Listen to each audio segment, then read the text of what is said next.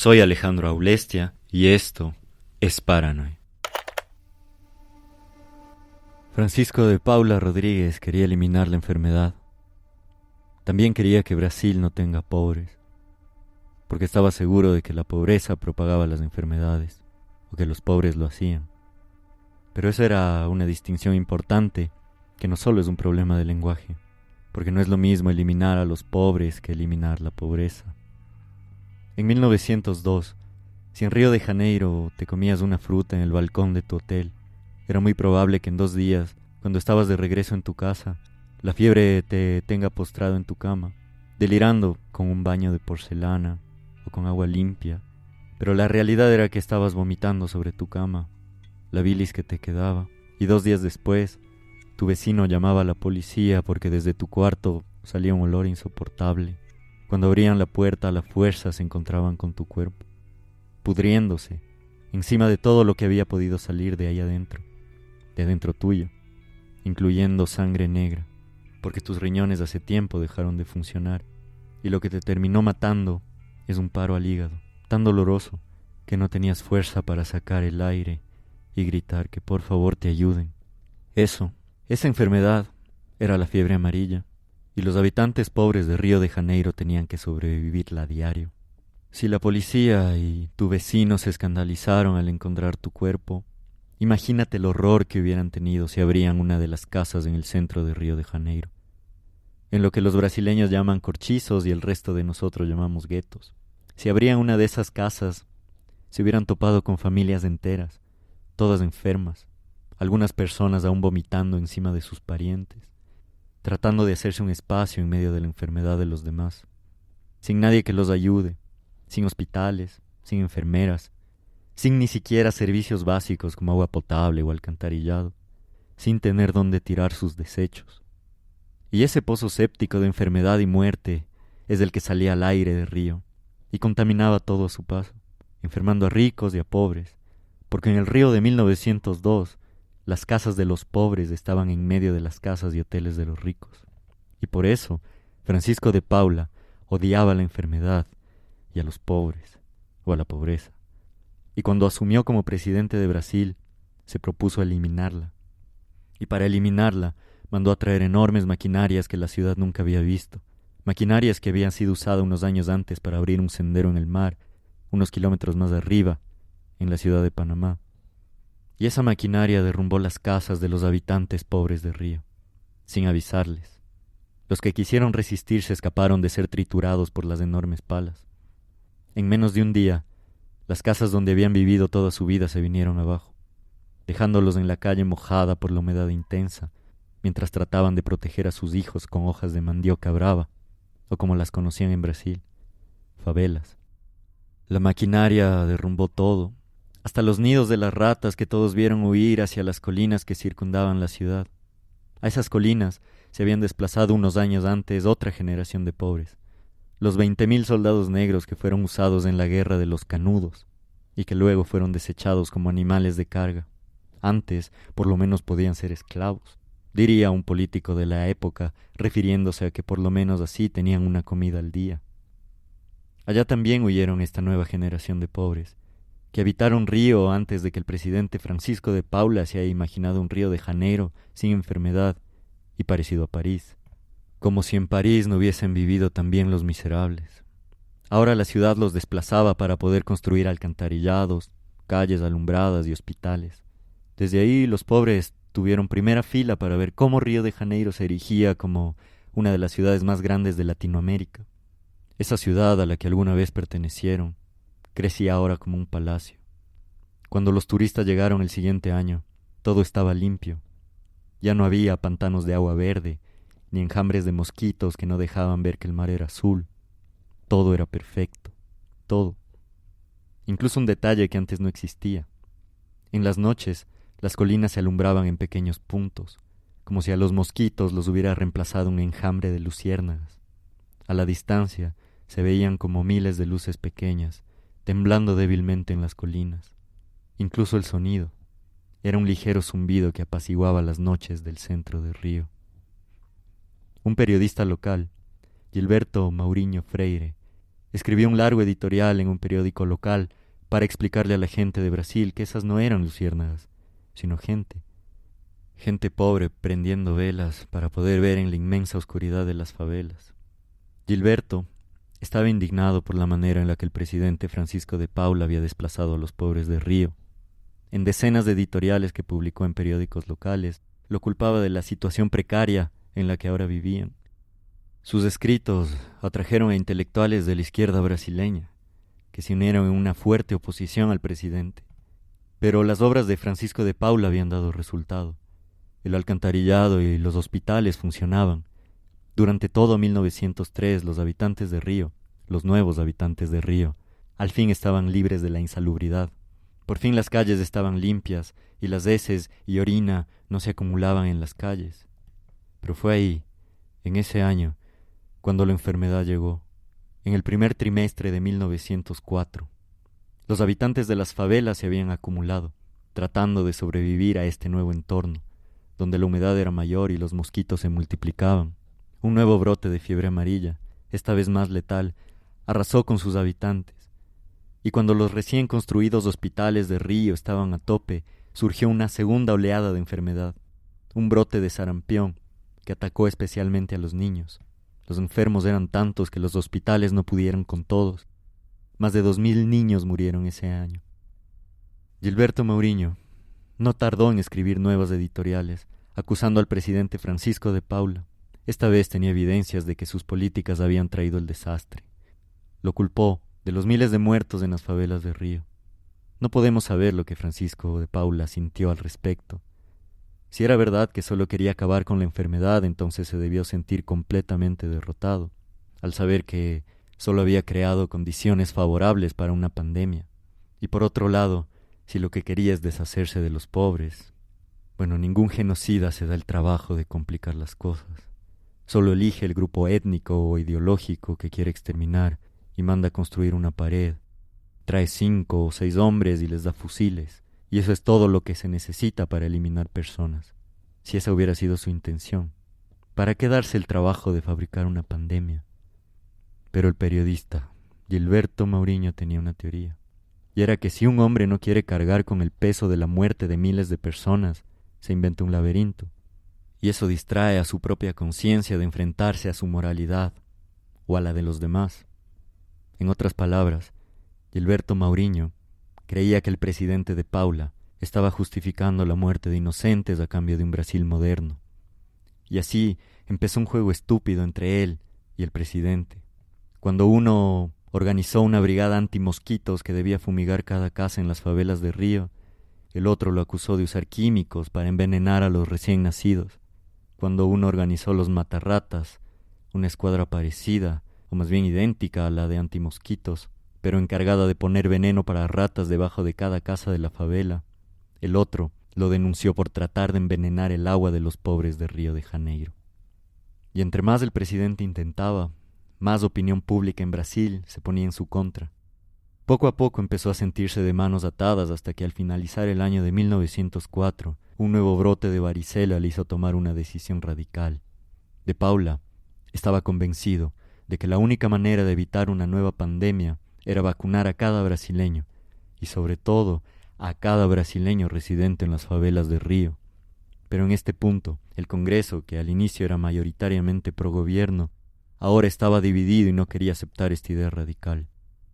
Las vacunas recién habían empezado a producirse en masa, y casi nadie sabía exactamente cuáles eran sus efectos. Lo único que se sabía es que servían para evitar ciertas enfermedades, pero ni siquiera los médicos europeos estaban seguros. El presidente de Paula se obstinó.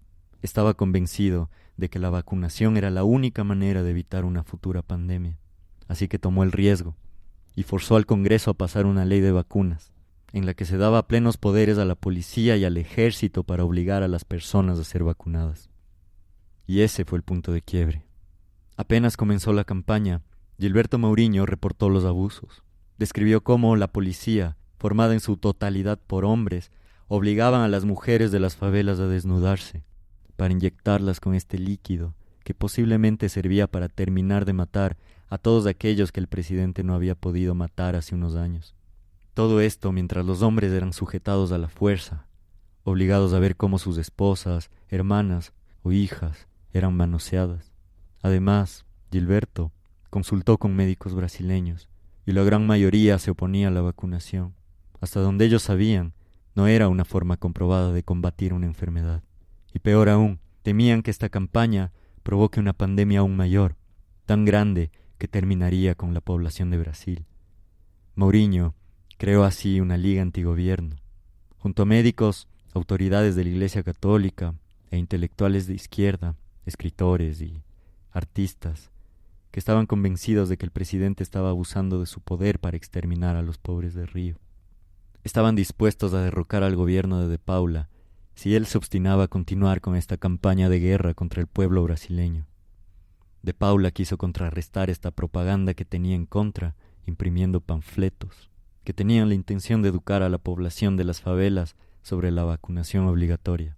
En estos panfletos se trataba de explicar cómo funcionaban las vacunas. Se explicaba, por ejemplo, que si una infección estaba presente en el estómago, se trataba de millones de bacterias, infectando y enfermando a células sanas que estaban viviendo en el estómago, pero que a medida que la infección avanzaba, se transformaban en células dañadas, que olían mal y terminaban infectando el resto del cuerpo.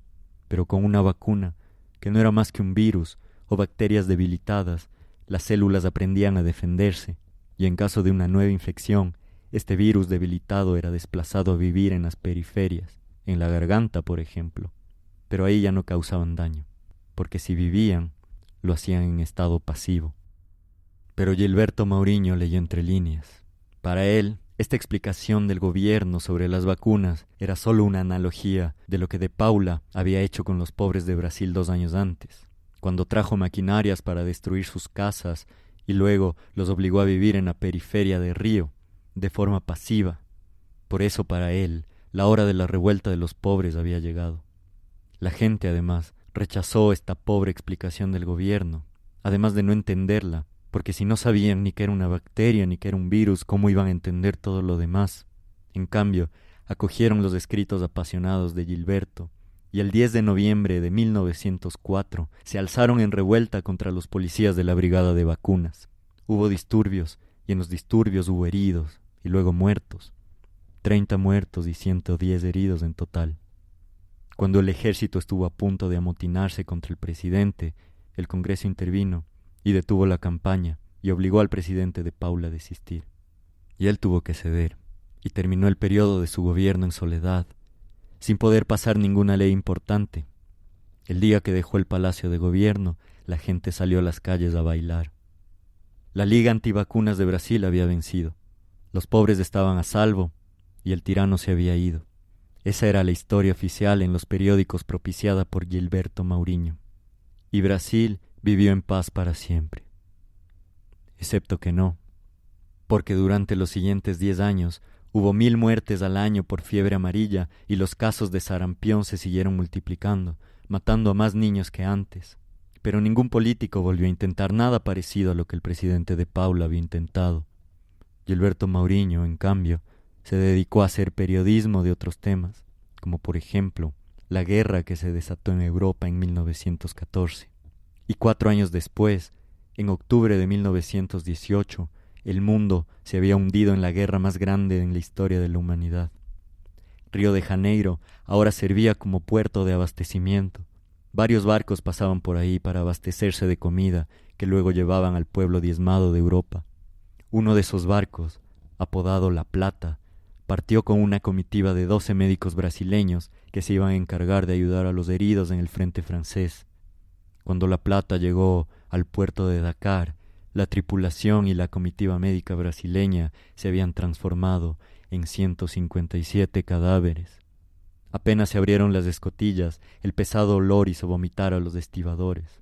Estos ayudaron a sacar a cada uno de los cuerpos, pero algunos llevaban tanto tiempo muertos que se partían en dos, como una fruta podrida.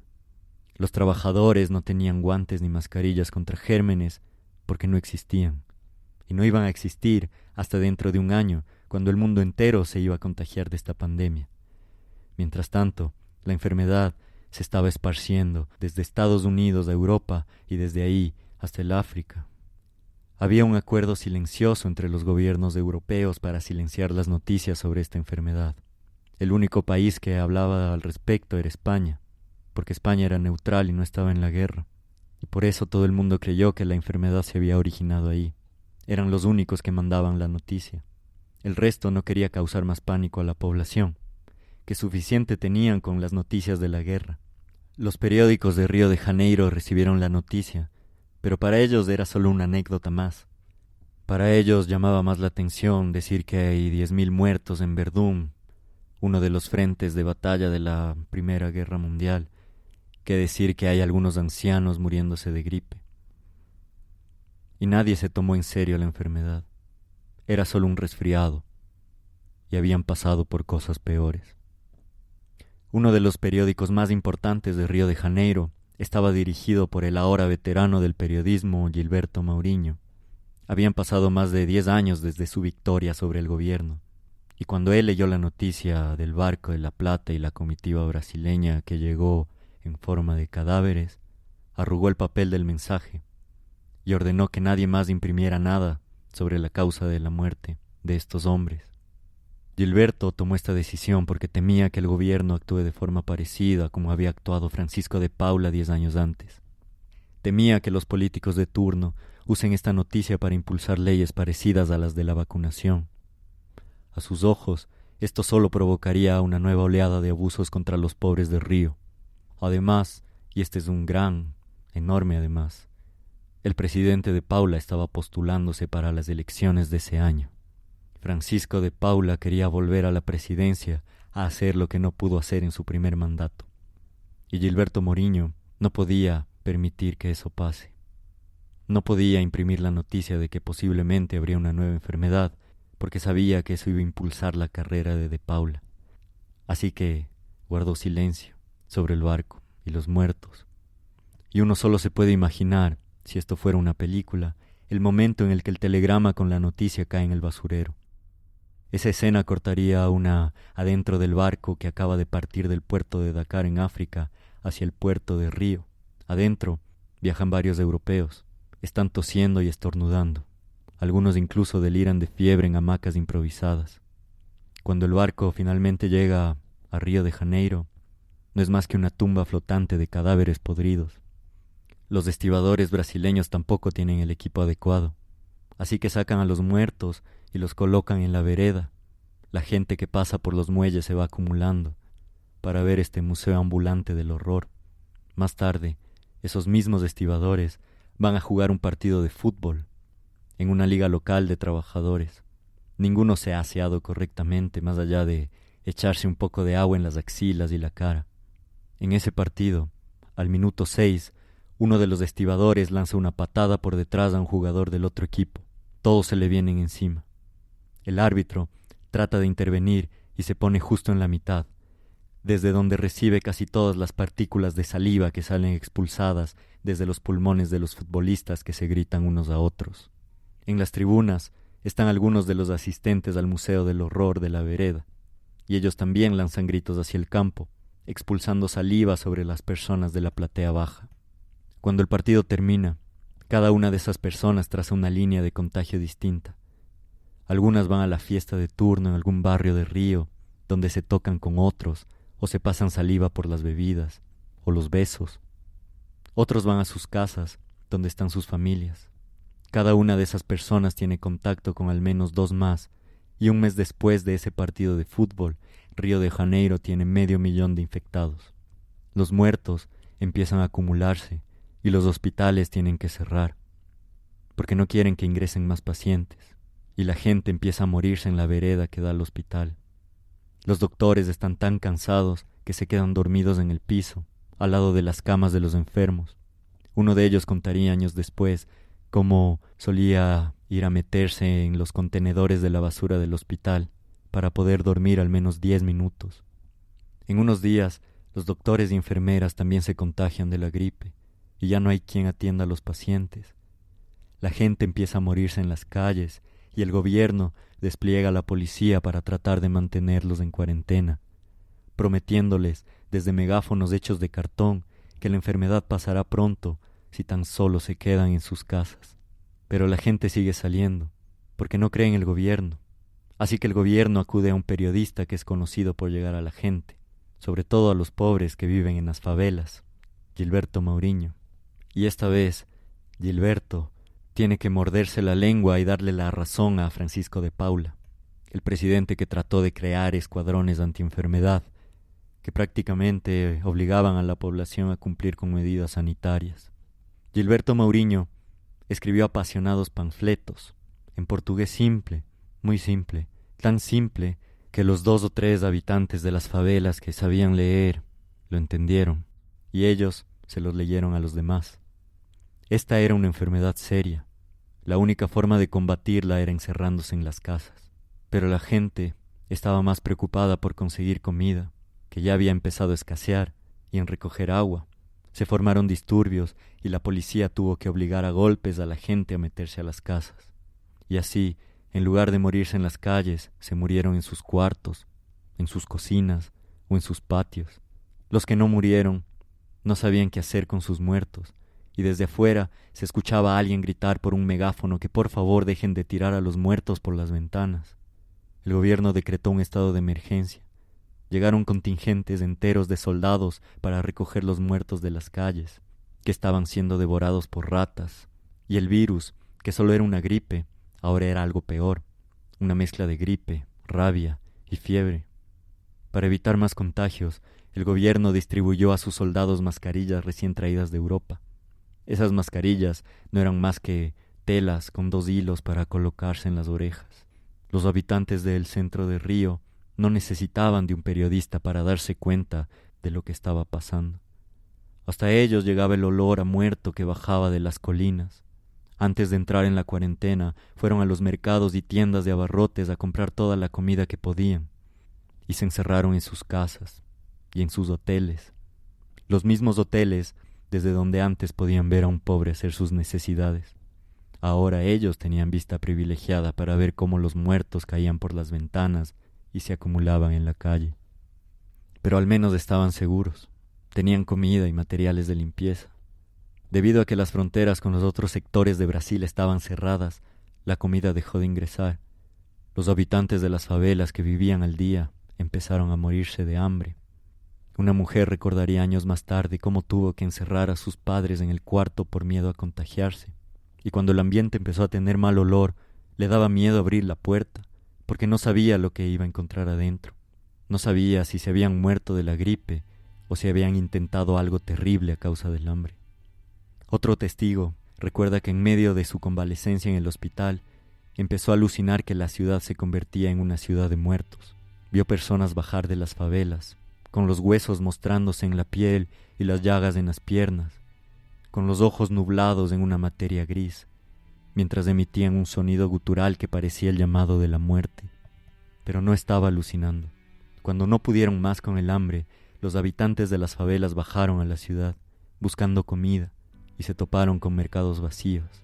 Algunos no dudaron en raspar la tierra para recoger los granos que se habían desperdiciado. Otros lamían el piso donde un poco de azúcar se había regado.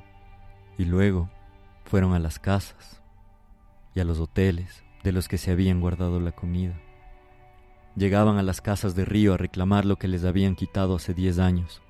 Los propietarios de las casas trataron de defender a sus familias, pero la horda de enfermos y hambrientos era tan grande que los pasaron pisando. Algunos murieron asfixiados debajo de los pies de miles de pobres que reclamaban un poco de la comida que los otros habían acumulado. Estos sucesos no pudieron ser detenidos por nadie.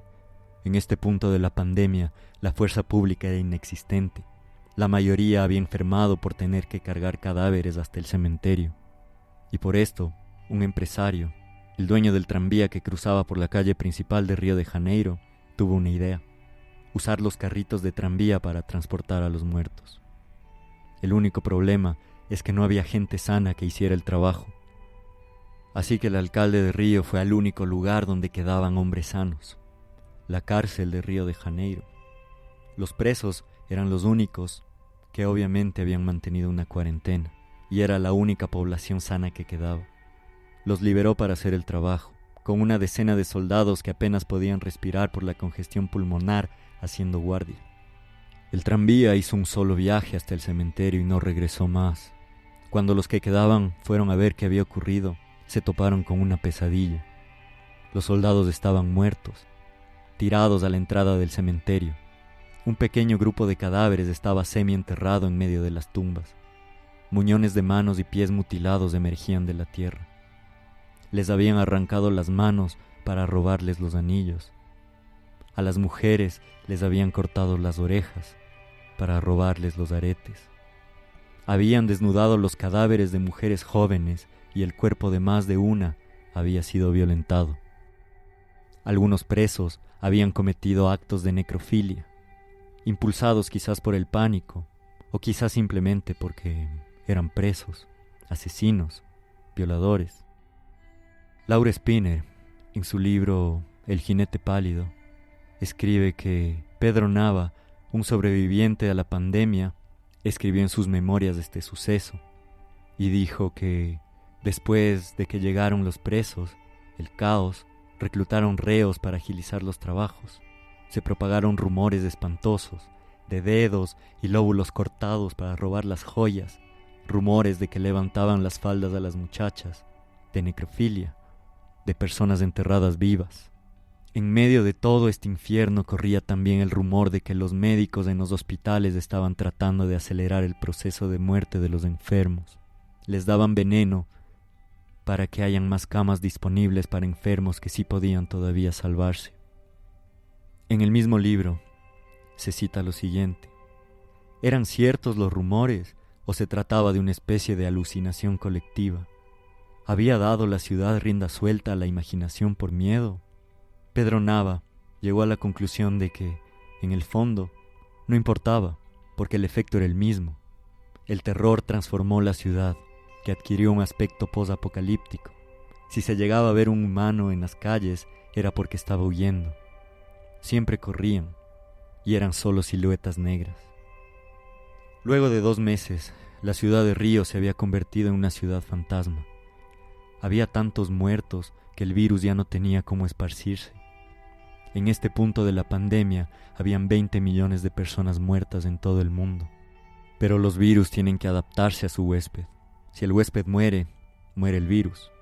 Por eso, entre huésped y virus, tiene que crearse una tregua. Los que sobreviven crean defensas, pero el virus sigue vivo en el cuerpo. Y esto es bueno, porque entre más población tenga inmunidad, es menos probable que se vuelva a producir una pandemia. Pero hasta encontrar la tregua, millones deben morir, porque el virus debe mutar en distintas opciones. Deben haber varias generaciones de virus hasta que haya una que sea lo suficientemente fuerte para sobrevivir en un cuerpo, pero no tan letal que mate al huésped. Y en el camino pueden irse llevando todos los huéspedes posibles y acabar con esa especie. Es por esto que la peste bubónica casi acaba con la población de Europa, y rezagos de esa peste terminó aniquilando a casi el 90% de indígenas en América. Cuando los sobrevivientes de Río de Janeiro volvieron a salir a las calles luego de la cuarentena, salieron a recoger muertos. Los sobrevivientes veían el mundo en blanco y negro, y esto no es una mala metáfora. La gripe española tenía la particularidad de dañar el nervio óptico, una condición conocida como discromaptopsia, que provoca que los ojos dejen de captar el color. Para ellos el cielo ya no era azul ni las hierbas verdes, y en esas condiciones tuvieron que cavar una enorme fosa común en las afueras de Río de Janeiro. Entre todos, juntos, sabiendo que estaban a punto de enterrar a sus familiares, vecinos, amigos. Nadie podía diferenciar los cuerpos porque se habían descompuesto más allá del reconocimiento. La ciudad tenía un silencio aterrador. Casi nadie quería hablar, y los que sí, apenas susurraban, como si les hubiera dado vergüenza pertenecer a los vivos. Mientras tanto, en Europa, la Primera Guerra Mundial llegó a su fin, dejando 40 millones de muertos a su paso. La primera oleada de la gripe española dejó, en cambio, 500 millones de infectados y 50 millones de muertos. El mundo había cambiado desde el inicio de la Primera Guerra Mundial, cuando la gente aún se transportaba en caballos y los aviones eran solo una anécdota. Al finalizar la guerra, se habían inventado camiones, autos, aviones y globos gigantes que se paseaban por el cielo. Esto ayudó a transportar medicinas e insumos para las localidades más afectadas, entre esas Río de Janeiro. Los doctores aprendieron muchas cosas de la gripe española. Aprendieron cómo lidiar con una gran cantidad de muertos, por ejemplo. También cobraron importancia, una importancia que antes no tenían. Se podría decir que empezó una nueva era de la medicina, donde sus practicantes eran más profesionales y sobre todo se le dio mucha más importancia a la vacunación. Y fue en medio de todo esto que el expresidente Francisco de Paula y su director de salud general, el doctor Osvaldo Cruz, fueron condecorados por sus esfuerzos iniciales para combatir la enfermedad. Y ahora que otra vez era candidato para un segundo periodo de presidencia, prometió cambiar el sistema de salud de Brasil. Esta vez no tuvo resistencia. El periodista Gilberto Maurinho había muerto unos meses antes por la gripe.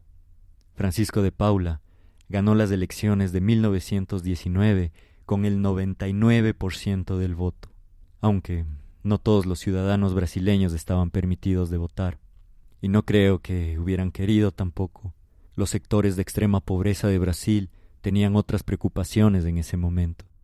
Y así, el hombre que quería acabar con la enfermedad en Brasil iba a tener una segunda oportunidad de hacerlo, y parecía que nada lo iba a detener esta vez, excepto la muerte, que le llegó un mes antes de asumir el cargo. Murió infectado de gripe española. En lugar de él, asumió su vicepresidente, Delfín Moreira, quien se propuso tratar de seguir con el plan de su predecesor, pero otros problemas se le vinieron encima y nunca pudo dedicarle el tiempo necesario a la salud. Sobre todo, se le vino encima el levantamiento de grupos subversivos en Brasil, respaldados por algunos militares que estaban cansados de vivir en la miseria.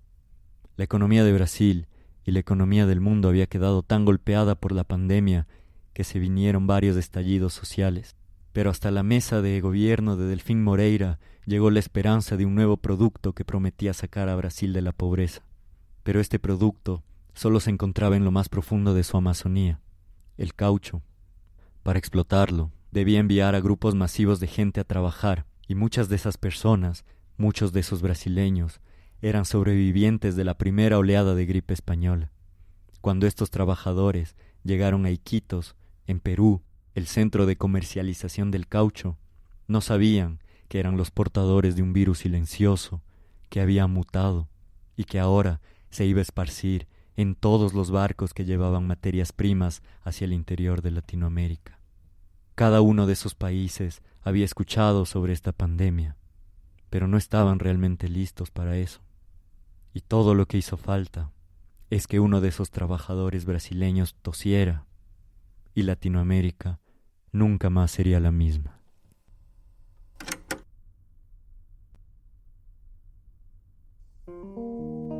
Paranoia es producido por mí, Alejandro Aulestia y Mara Serrano. Para notas, datos y otra información pueden ir a nuestra página paranoid.co. Si nos quieren ayudar pueden compartir por Spotify, iTunes, Podcast o cualquier aplicación donde hayan escuchado esto. También pueden buscarnos en nuestras redes sociales como Historias Paranoid. Gracias.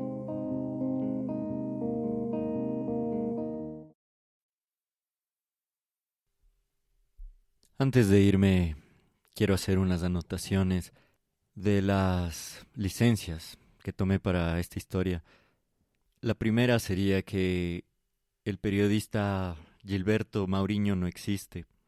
Existía una serie de periodistas, eran varios, pero necesitaba este personaje y en este personaje resumí a la oposición que había para el presidente de Paula. Ahora en el personaje del presidente están resumidos 3 personajes importantes, quienes fueron los que propiciaron esta idea de la vacunación, y son el doctor Osvaldo Cruz, quien es el que en realidad recibió este premio en Europa por sus aportes y sus intentos, que nunca funcionaron en realidad, porque él murió en 1917, antes de que toda esta situación de la gripe española se diera. El otro es el alcalde de Río de Janeiro, Pereira Passos, quien era un ingeniero y político brasileño. Es él quien quería que Río de Janeiro sea como París. Y él junto al presidente de Paula son los que expropian a todas estas personas del centro de Río y la transforman en casi lo que conocemos ahora, o al menos en las bases de lo que conocemos ahora. En todo caso, para las fuentes pueden ir a nuestra página paranoid.co y ahí van a estar los libros y los artículos de donde sacamos la investigación para este capítulo. Gracias otra vez.